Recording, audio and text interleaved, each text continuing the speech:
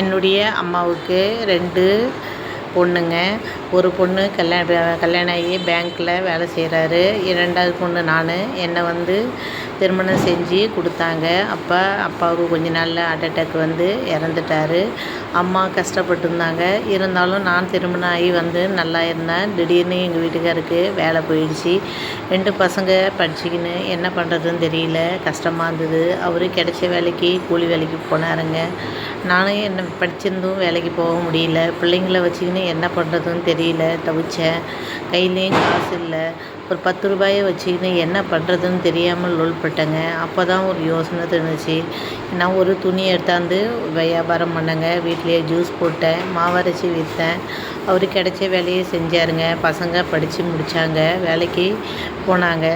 அதுக்கப்புறம் அவங்க திருமணம் பண்ணி 2 பிள்ளைங்கள கொடுத்தாங்க. நாங்கள் 2 பேரும் சேர்ந்து ஒரு பிஸ்னஸ் கம்பெனி ஆரம்பித்தோம். இன்றைக்கி நாங்கள் ஒரு நல்ல நிலைமைக்கு இருக்கிறோங்க. இதுக்கெல்லாம் ஒரே காரணம், நாங்கள் 25 வருஷம் கஷ்டப்பட்ட எங்களுடைய வாழ்க்கையில் நம்பிக்கையும் விடாமுயற்சியும்.